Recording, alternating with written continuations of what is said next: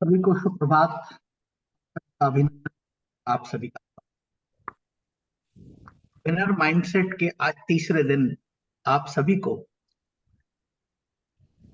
मिलकर अपना एक आनंद का भाव पैदा हो रहा है। और यह आनंद सदैव हम सबकी जिंदगी में उस परमात्मा की कृपा से बना रहे।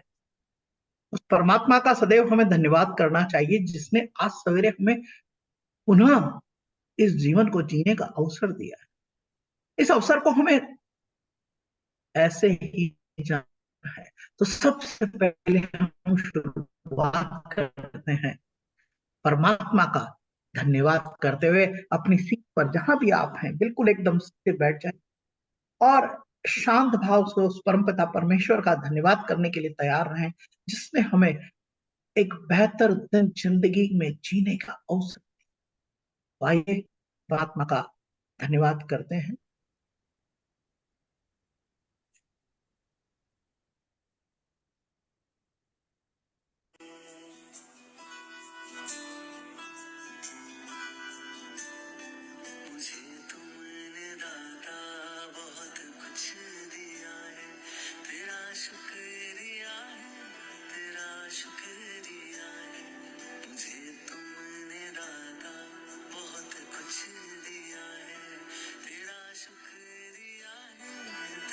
शुक्रिया है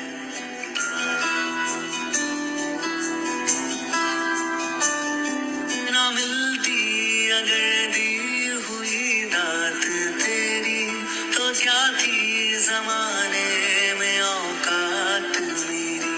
तुम्ही ने तो जीने के काबिल किया है। तेरा शुक्रिया है, तेरा शुक्रिया है। मुझे तुमने दाता बहुत कुछ दिया है।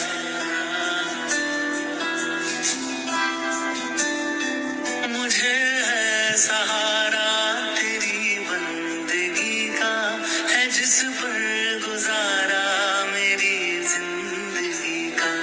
मिला मुझको जो कुछ तुम्ही से मिला है।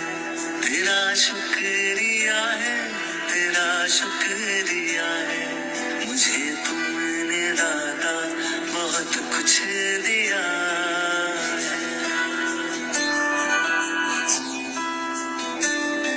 किया कुछ न मैंने, शर्मसार हूँ मैं। तेरी रहमतों का तलबगार हूँ मैं। दिया कुछ नहीं बस लिया ही लिया है। तेरा शुक्रिया है, तेरा शुक्रिया है।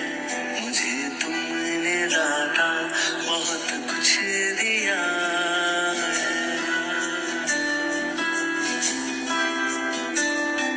मिला मुझको जो कुछ बदौलत तुम्हारी, मेरा कुछ नहीं सब है दौलत तुम्हारी। उसे क्या कमी जो तेरा हो लिया है। तेरा शुक्रिया है, तेरा शुक्रिया है। मुझे तुमने दाता बहुत कुछ दिया है।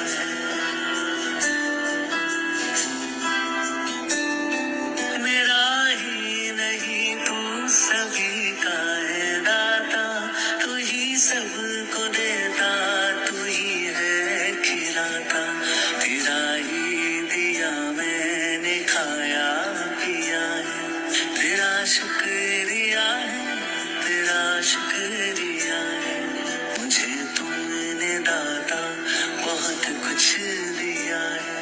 तेरा शुक्रिया है, तेरा शुक्रिया है। मुझे तुमने दाता बहुत कुछ दिया है।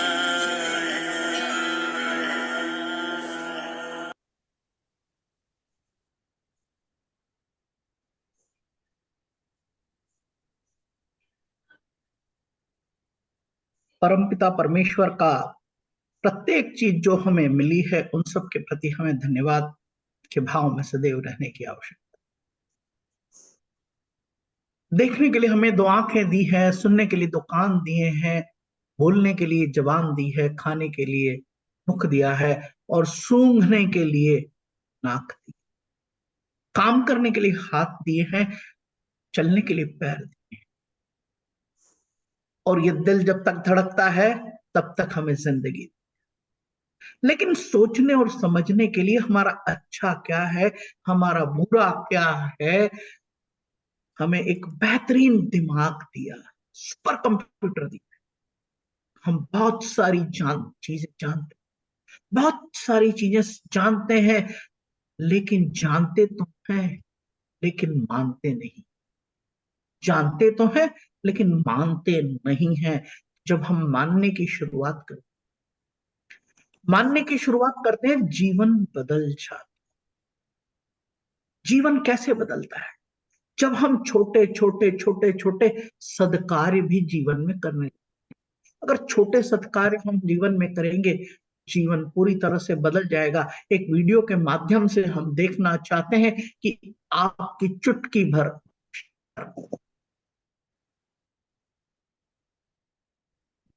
भी आपके कृतज्ञता का भाव ला सकती है। और आप हो सकते हैं परमात्मा जो नेमत आप पर बरसी है, आप पर जो आपको मिला है, उसका आप किस तरह से उपयोग करके, जीवन तो परमात्मा ने बेहतर है, लेकिन क्या अपने माध्यम से अन्य का जीवन भी बेहतर करने के लिए तैयार है? तो एक वीडियो के माध्यम से हम देखते हैं कि हम किस तरह से लोगों के जीवन को बेहतर कर सकते हैं। यानी प्रकृति में सबको अधिकार है, और एक चुटकी भर। प्ले द वीडियो बेटा, प्ले द वीडियो। वे लोग दिया में भरकर पिसी हुई चीनी तलाशते थे चींटियों के ठिकाने, छतों पर बिखेरते थे बाजरे के दाने कि आकर चुग सके चिड़िया। वे घर के बाहर बनवाते थे खोदी कि आते जाते प्यासे जानवर पी सके पानी। भोजन प्रारंभ करने से पहले वे लोग निकालते थे गाय और दूसरे प्राणियों का हिस्सा। सूर्यास्त के बाद वे लोग नहीं तोड़ने देते थे पेड़ से पत्ती तक कि खलल न पड़ जाए सोए हुए पेड़ों की नींद में। जब चिड़ियों के झुंड आ जुटते थे उनकी फसलों पर, तो वे उन्हें भगाने की बजाय कहते थे, राम की चिड़ैया राम के खेत, और खावरी चिड़ैयों भर भर पेट। वे अपनी तरफ से शुरू कर देते थे बात, अजनबी से पूछ लेते थे उसका परिचय, जरूरतमंद की दिल खोल कर करते थे मदद। बस्ती में कोई पूछे किसी का मकान, तो पहुंचाकर आते थे उस मकान तक। कोई भूला भटका अनजान मुसाफिर आ जाए रात बिरात, तो करते थे भोजन और विश्राम की व्यवस्था। संभव है अभी भी दूर दराज किसी गांव या कस्बे में, संभव है अभी भी दूर दराज किसी गांव या कस्बे में मौजूद हो उनकी प्रजाति के कुछ लोग। काश ऐसे लोगों का बन सकता एक संग्रहालय, आने वाली पीढ़ियों के लोग जान पाते कि जीने का एक अंदाज ऐसा भी था। तो हम समझ सकते हैं कि क्या जीवन में बदलाव आया है। ये जितना जीवन हमने जिया है, क्या बदलाव आया। हम हमारे छोटे छोटे सत्कर्मों से भी किसी और के जीवन को बेहतर बना सकते हैं। हमारा लोगों के प्रति नजरिया किस तरह से है, वो समझने की बात है कि हम चींटियों के लिए दाना डाल सकते हैं, पंछियों को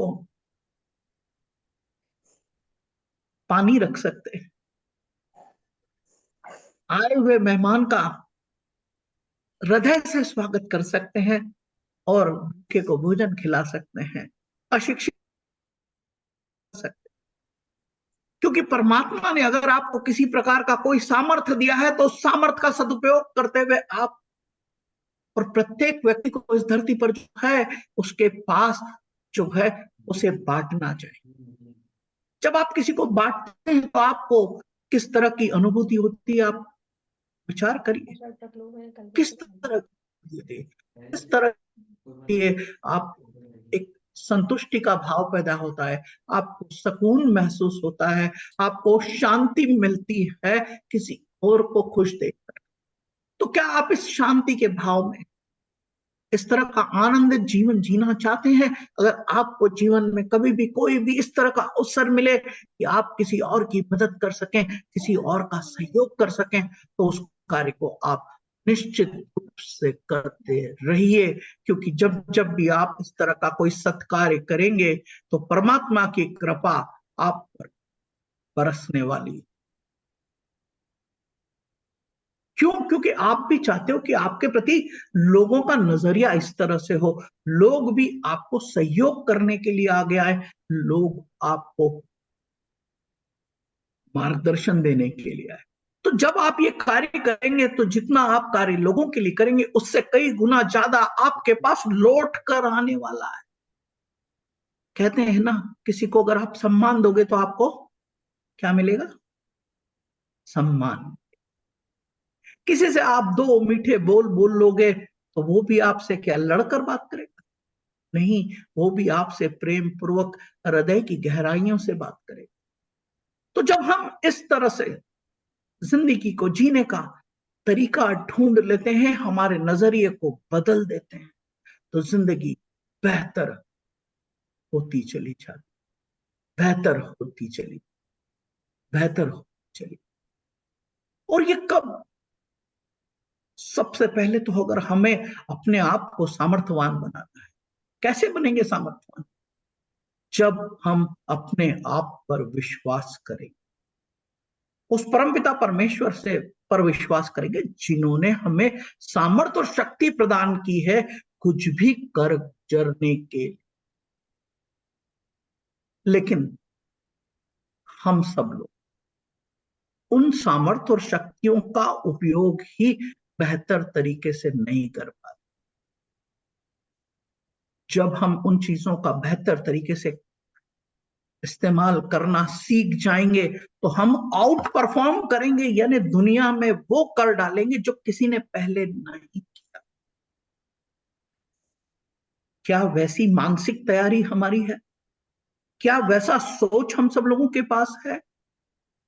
क्या हम दया, करुणा, सद्भाव के साथ में अपनी जिंदगी को रोज जीते हैं?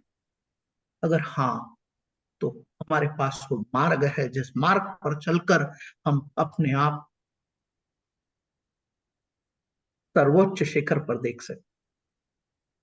ये सर्वोच्च शिखर पर आदमी जाता कैसे? केवल सोचकर? केवल सोचकर काम नहीं चलेगा, सोचना तो है, सबसे पहले सोचना है। लेकिन सोचने के बाद करना क्या है? जो सोचा है उसको क्रियान्वित करने की योजना बनाने की। आपने कोई तय किया कि मुझे किसी एक स्थान से दूसरे स्थान तक जाना है, सफर करना है। जब आप सफर करने की बात सोचते हैं तो फिर उस स्थान पर जाने के लिए आप रेलवे का रिजर्वेशन तो करा ही लेते, हवाई जहाज का टिकट तो बुक करा ही लेते होंगे, और वहां कहाँ ठहरना है उसकी व्यवस्था भी करते होंगे। साथ में आप ये तय कर लेते होंगे कि आपको एक दिन रुकना है, 2 दिन रुकना है, 3 दिन रुकना है। तो आप सब चीजों का निर्धारण कर लेते हैं और वहां जाकर करना क्या है ये भी आप तय कर। तो क्या हम हमारी जिंदगी को भी एक यात्रा समझकर, उसकी पूरी इबारत लिख सकते हैं, उसका एक रोड मैप बना सकते हैं, उसका प्लान बना सकते हैं कि अगले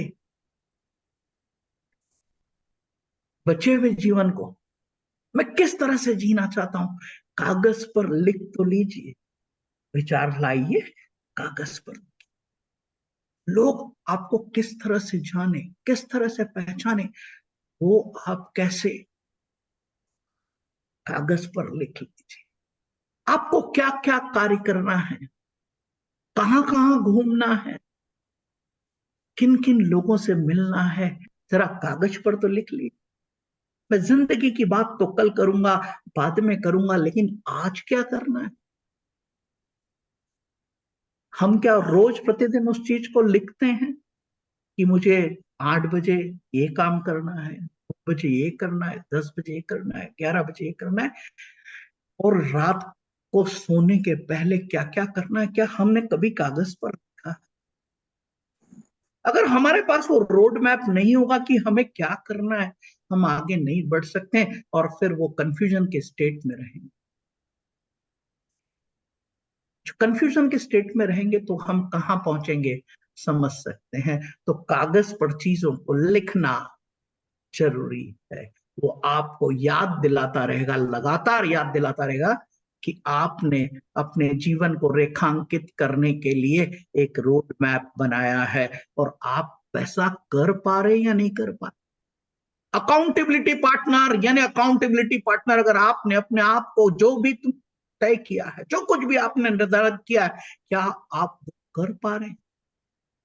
लेकिन जब हम खुद ही उसको समझने की कोशिश करते हैं तो शायद हम लक्ष्य तक नहीं पहुंच पाते। लेकिन हम अकाउंटेबिलिटी पार्टनर क्रिएट कर लेते हैं, यानी वो एक जवाबदार आदमी जो आपसे पूछ। बचपन में हमने स्कूल की शिक्षा, कॉलेज की शिक्षा इसीलिए प्राप्त कर पाए कि हमारे पास एक अकाउंटेबिलिटी पार्टनर था। कौन? हमारा शिक्षक। जब हम घर आते थे तो हमारे पेरेंट्स हमसे पूछते थे कि आज क्या होमवर्क मिला, और शाम को वो चेष्टा करते थे, कोशिश करते थे कि आपके साथ में बैठकर वो होमवर्क पूरा करें। अकाउंटेबिलिटी पार्टनर, यानी आप किसी के प्रति, एक दो लोगों के साथ में इस तरह का सिस्टम क्रिएट कर सकते हैं जहां आप अकाउंटेबल हो सकते हैं और उसकी भी अकाउंटेबिलिटी ले सकते हैं। आप पिता पुत्र भी हो सकते हैं, पुत्री पिता भी हो सकते हैं, पत्नी और पति भी हो सकते हैं। यानी आपको किसी को अकाउंटेबिलिटी पार्टनर बनाना पड़ेगा जो आपकी लगाम अगर ढीली पड़े तो रोकने के लिए। तो अकाउंटेबिलिटी पार्टनर हमें बनाने की जरूरत है। और यहां हम जितने भी लोग आज इकट्ठे हैं, अभी 12 लोग यहां पर हैं, 12 लोगों ने अपनी जिंदगी में कुछ ना कुछ जीवन में किया और कुछ ना कुछ ऐसा सीखा है जो किसी और ने नहीं सीखा। और अगर सबके पास 10-10 साल का भी अनुभव है तो हम सब लोग 120 साल के अनुभव के साथ में यहां बैठे। जीवन के यथार्थ पलों को हमने जिया है और वो अनुभव प्राप्त किया। तो उन अनुभवों को हम एक दूसरे के साथ साझा करके एक दूसरे के अकाउंटेबिलिटी पार्टनर बन सकते हैं, एक दूसरे को सहयोग कर सकते हैं, जीवन में आगे बढ़ाए। और ये कब होगा? ये अकाउंटेबिलिटी पार्टनर हमने जो अभी 270 लोग उस ग्रुप के अंदर हैं, उन 270 लोगों के प्रति अगर हम अकाउंटेबिलिटी पार्टनर बन जाएंगे, यानी आप जो यहाँ अनुभव कर रहे हैं, आपको जो यहाँ अच्छा लग रहा है, आपको लगता है कि आपके उस ग्रुप में मौजूद लोगों को भी, साथियों को भी ये जो बातें आप और हम कर रहे हैं, ये आप और हम जो समझ रहे हैं, वो उन तक भी पहुंचना चाहिए। तो हम अपने अनुभवों को वहां जरूर साझा करें। अगर ये उपयोगी है, ये सार्थक है, ये सार्थक अगर है तो परमात्मा ने मुझे उस योग्य बनाया कि मैं आपके बीच आकर चर्चा कर सकूं। देने के भाव की शुरुआत करता हूं मैं सवेरे इस 6:30 बजे के इस माध्यम से। और मैं बड़ा सौभाग्यशाली हूं कि आप जैसे गुणीजन, जिनको अपनी जिंदगी के प्रति लगाव है, मोह है, वे इस कार्य को करने के लिए साथ में इस सह यात्रा करने के लिए तैयार हैं। जीवन को बेहतर बनाने की इच्छा शक्ति के साथ में आप यहां मौजूद। ये उसकी ही कृपा है कि 260 लोगों में से हम 12 लोग ही क्यों हैं? क्योंकि आपकी इच्छा शक्ति परमात्मा की कृपा है और आपके मन में भाव पैदा हुआ कि मुझे आना है, आना है, आना है। क्यों? क्योंकि अगर आप समझें कि कोई व्यक्ति वर्ल्ड चैंपियन बन जाता है और कोई व्यक्ति केवल विचार ही करता रहता है, और कई लोग तो ऐसे विचार भी नहीं करते। वो वर्ल्ड चैंपियन बनने की जो यात्रा है उसमें लगातार शिद्दत के साथ में लगातार लगातार लगातार लगातार रोज अभ्यास करने की। जब हम कोई चीज को सिंक्रोनाइज करते हैं, एक साथ अलाइन करते हैं, तो जिंदगी पूरी तरह से बदल जाती है। क्योंकि कहते हैं ना, जैसा संग वैसा रंग, जैसा रंग जैसा संग वैसा रंग। तो अगर हमको बेहतर जिंदगी जीना है, बेहतर जीवन को बनाना है, तो कैसे लोगों के बीच में रहना पड़ेगा? आपका संवाद किस तरह का होगा? आपकी कार्यशैली क्या होगी? आप परमात्मा के प्रति सदैव धन्यवाद का भाव व्यक्त करते रहें सभी के प्रति, तो आपका जीवन कैसे हो जाए? आपको मन को सुकून मिलेगा, शांति मिलेगी, और जीवन को जीने का मकसद आप हासिल कर। छोटी छोटी छोटी सदकारी के कार्य हमें रोज नियमित रूप से करना चाहिए। अरे कुछ करो या ना करो, जो सामने मिल जाए उसके सामने जयराम जी की तो करी सकते, कुछ करें या ना करें, लेकिन उसके सामने जयराम जी की तो कर सकते। अगर हम इसे नियमित जीवन में अगर लेकर आते हैं, तो ये बदलाव छोटा नहीं है, बहुत व्यापक बदलाव, बहुत व्यापक बदलाव। इस व्यापक बदलाव को जब हम जिंदगी के साथ आगे लेकर बढ़ते हैं, तो हम जिंदगी को जी लेते हैं दिल से, और सदैव प्रसन्नता के भाव में रहते हैं। चेहरे पर आपके ये मुस्कुराहट,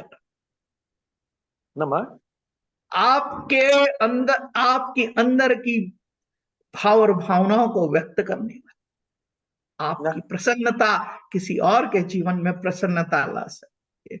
आप किसी की ईर्ष्या का कारण नहीं बनेंगे,